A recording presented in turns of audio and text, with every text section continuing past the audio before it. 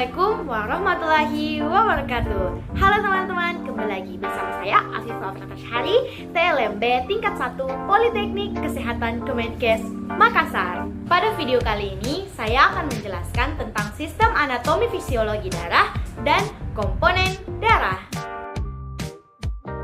Darah adalah komponen esensial makhluk hidup berupa jaringan cair yang sangat penting bagi manusia, yang memiliki banyak kegunaan untuk menunjang kehidupan kita sehari-hari. Mari kita lihat bagaimana anatomi dari darah teman-teman. Nah, seperti gambar berikut ini.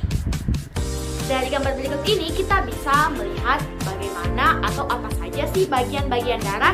Yuk kita lihat satu-satu dan kita jelaskan sama-sama ya.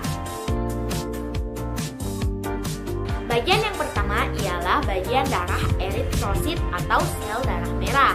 Nah, sel darah merah memiliki hemoglobin yang berfungsi untuk mengikat oksigen ke jaringan yang membutuhkannya.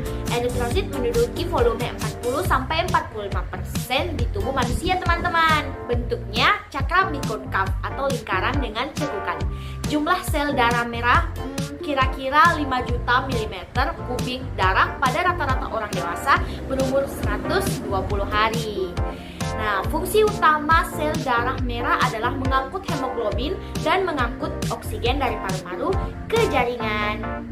Berikutnya ialah sel leukosit atau sel darah putih. Nah, sel darah putih ini adalah mekanisme pertahanan tubuh terhadap paparan patogen. Leukosit menduduki volume sangat sedikit, yakni kurang lebih 1% di seluruh tubuh. Leukosit ini teman-teman memiliki beberapa jenis loh. Mari kita lihat pada gambar berikut ini. Nah, ini dia adalah gambar jenis-jenis leukosit. Yuk kita jelaskan satu-satu.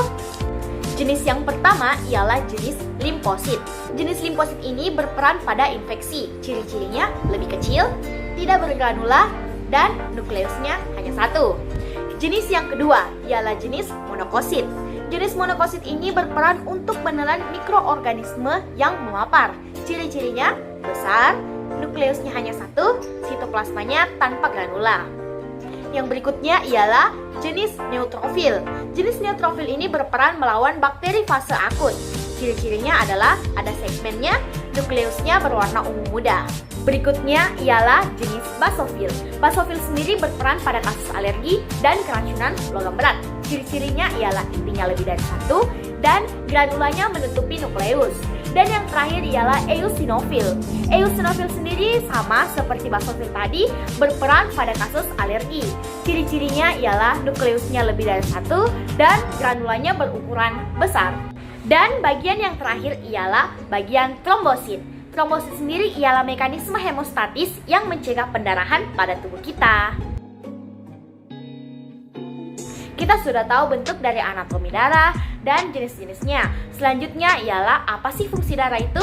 Jadi, fungsi darah meliputi komponennya tadi ialah 1. Mengikat dan mengantar oksigen ke seluruh tubuh. 2. Mengatur suhu tubuh. 3. Membawa sel dan antibodi. 4. Mempertahankan diri dari paparan patogen.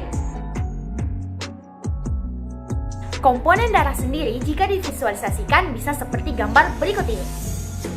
Jika dilihat dari gambar ini, bisa dilihat plasma menduduki 55% volume dari darah total. Berikutnya ialah sel-sel darah sebanyak volumenya 44%, yang terdiri dari trombosit 0,6-1% dan leukosit 0,2%. Dan yang terakhir ialah eritrosit, menempati bagian besar volume 99%. Di dalam tubuh kita terjadi yang namanya sirkulasi darah. Bagaimana proses sirkulasi darah tersebut? Saya akan jelaskan ya teman-teman. Pertama-tama, darah pada vena cava inferior dan darah pada vena cava superior sama-sama menuju ke atrium kanan.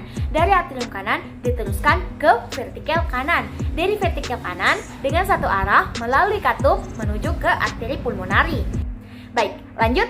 Selanjutnya, vertikel kanan akan terjadi dua arah, yakni paru-paru rongga kanan dan paru-paru rongga kiri. Sampai di sini akan terjadi pertukaran respirasi, di mana darah yang tidak kaya akan oksigen di paru-paru akan mengikat oksigen yang diikat oleh sel elektrosit. Sel elektrosit akan mengikat oksigen yang kita hirup karena oksigen dibutuhkan di bagian metabolisme sel. Di bagian kapiler paru kiri maupun kapiler paru kanan, akan terjadi pertukaran sirkulasi, di mana oksigen akan diikat oleh darah yang kurang oksigen. Setelah dia mengikat, dia akan menuju ke vena pulmonalis, baik kiri maupun kanan, dan akan menuju ke atrium kanan. Di dalam atrium kanan akan terus menuju ke bagian bawah ke vertikal kiri. Dari vertikal kiri akan menuju ke aorta. Aorta terbagi atas dua bagian, yakni aorta bagian kapiler perut dan bagian bawah, dan aorta di bagian kapiler daerah kepala dan anggota gerak badan atas. Dari aorta akan menuju ke pembuluh darah kecil yang kita sebut dengan pembuluh darah kapiler yang terbagi lagi atas dua teman-teman, yakni bagian perut ke kaki dan bagian dada lengan ke kepala. Di bagian pembuluh darah kecil ini, di sini akan terjadi pertukaran oksigen, di mana oksigen akan diserap oleh tubuh kita untuk memenuhi fungsi tubuh kita. Dan kapiler akan terhubung dengan venula. Di sini akan kembali dengan pembuluh darah vena dan terulang siklusnya dari awal. Darah terdiri dari atas dua bagian, yakni bagian cair yang kita sebut plasma, dan yang kedua unsur-unsur padat yaitu sel-sel darah yang membentuk 6-8% dari berat badan tubuh total. Volume darah secara keseluruhan sekitar kurang lebih dari 5 liter. Baiklah teman-teman, saya kira cukup video kali ini tentang sistem anatomi fisiologi darah dan komponen-komponen darah. Semoga teman-teman yang menonton video ini bisa mendapatkan ilmu yang bermanfaat mengenai hal tersebut. Dan saya akhiri video saya kali ini, sampai bertemu di video selanjutnya. Wassalamualaikum warahmatullahi wabarakatuh.